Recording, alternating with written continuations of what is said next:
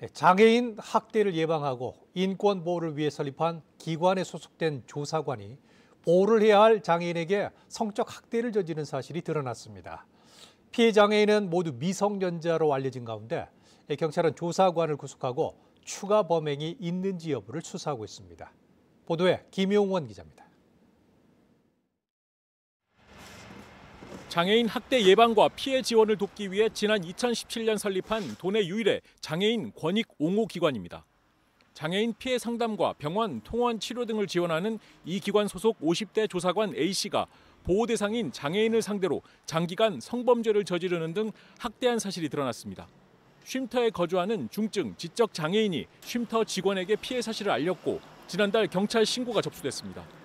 경찰은 CCTV와 차량 블랙박스 등을 토대로 지난해 6월부터 올해 1월까지 최소 6개월 이상 범행이 이뤄진 것으로 파악하고 있습니다. 압수수색을 통해 기관 상담실을 비롯해 차량과 피해자가 사는 집 등에서 성범죄가 있었던 사실도 확인했습니다.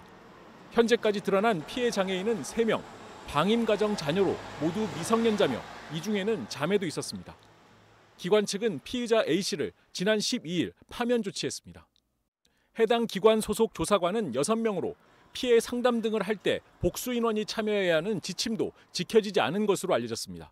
권익옹호기관의 내부 지침으로 보면 복수의 조사관이 조사를 할 수 있음에도 불구하고 1대1로 조사를 이루어졌다는 점, 1대1 조사를 통해서 어떻게 보면 사각지대에서 범죄가 이루어졌다는 점. 처음에 혐의를 부인했던 피의자는 CCTV와 블랙박스 증거가 드러나자 뒤늦게 혐의를 인정한 것으로 알려졌습니다. 경찰은 피의자 A씨를 강제추행 등의 혐의로 구속하고 기관에서 관리하고 있는 장애인 약 50명에 대해서도 전수조사를 통해 성적 학대 피해가 있는지 수사를 확대하고 있습니다. KCTV 뉴스 김용원입니다.